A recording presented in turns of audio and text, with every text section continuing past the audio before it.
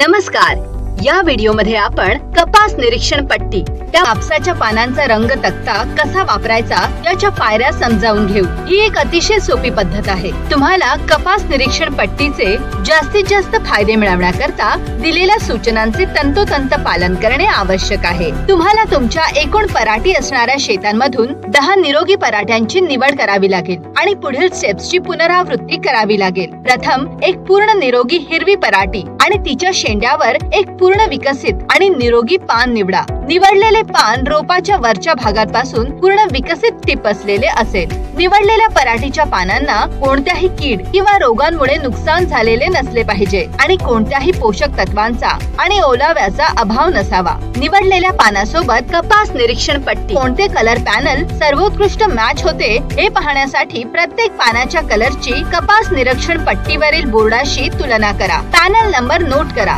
तुमच्या पराठीच्या पानांशी cotton leaf colour match करताना ते थेट सूर्यप्रकाशाखाली नसणे फार महत्त्वाचे आहे। कपास निरीक्षण पट्टी आणि निवडलेल्या पानांना जवळ जवळ धरा आणि त्यांना सूर्यापासून सावली द्या आणि हे तुमच्या शरीराच्या मदतीने करा। एकदा शेडेड झाल्यावर निवडलेल्या पानांशी सर्वात अधिक मॅच होणारा कपास निरीक्षण पट्टीचा पॅनल नंबर लक्षात ठेवा। मला असे वाटते की या पानासाठी पॅनल नंबर 4.5 सर्वात अधिक मॅच होतो। तुमच्या शेतातल्या कोणत्याही भागातील निवडलेल्या एकूण 10 पराठीच्या रोपांवर या प्रक्रियेची पुनरावृत्ती करा। 10 पेक्षा कमी पराठीची रोपे किंवा पराठीची रोपे जी एकमेकांच्या खूप जवळ आहेत त्यांची चाचणी करू नका, कारण त्यामुळे तुमच्या पिकाला लागणाऱ्या दाणेदार युरियाचे मूल्यांकन चुकीचे होऊ शकते। प्रत्येक कलर नंबरवर टिक असलेल्या नंबरची संख्या मोजा आणि जास्तीत जास्त टिक असलेला नंबर निवडा। उदाहरणार्थ, जर तुम्हाला 10 पानांपैकी 3 वेळा, 4 वेळा आणि 3 वेळा नंबर मिळाला तर तुम्हाला पॅनल नंबर 4 वापरणे आवश्यक आहे, जो की बहुतेक वेळा येतोच आणि हे दर्शवते की तुम्हाला तुमच्या पिकाला किती दाणेदार युरिया वापरायचा।